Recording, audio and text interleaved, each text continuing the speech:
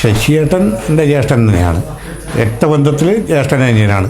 പക്ഷേ കുറച്ച് കാലമായിട്ട് നമ്മൾ ജ്യേഷ്ഠാനിയന്മാരായിട്ടോ അല്ല പെങ്ങന്മാരായിട്ടോ യാതൊരു ബന്ധവുമില്ല.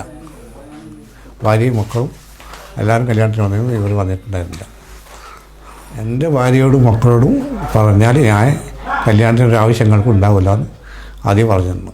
എൻ്റെ സഹോദരങ്ങളായ രാജൻ്റെയും പ്രകാശൻ്റെയും ശശിയേട്ടൻ്റെ മകൻ ഷിബിൻ്റെ പേരിലും ചക്ലി പോലീസ് സ്റ്റേഷനിൽ പരാതി കൊടുത്തിട്ടുണ്ടായിരുന്നു.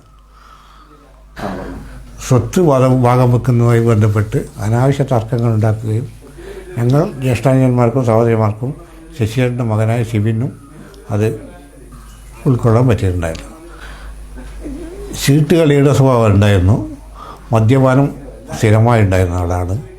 പിന്നെ കയ്യിൽ പൈസ ഇല്ലെങ്കിൽ അവർക്ക് പെട്ടെന്നൊരു വിഭ്രാന്തി പോലെയൊക്കെ വരും.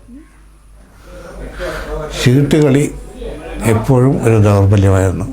അതിൻ്റെ പേരിൽ 2 സ്ഥലം വിൽക്കേണ്ടി വന്നു ശശിയേട്ടന്. ശശിയേട്ടന് 2 വൃക്കകളും അതുപോലെ തന്നെ ഹാർട്ടിനും പിന്നെ ഷുഗർ പേഷ്യൻ്റാണ്, പാൻക്രിയാസിൻ്റെ അസുഖമുള്ള ആളാണ്, പൈൽസിൻ്റെ അസുഖമുള്ള ആളാണ്. എന്തെങ്കിലും കാരണവശാൽ ശശിയേട്ടന് എന്തെങ്കിലും സംഭവിച്ചാൽ അതിൻ്റെ ഉത്തരവാദിത്വം പ്രാദേശിക BJPയുടെ നേതാക്കന്മാർക്കാണ്.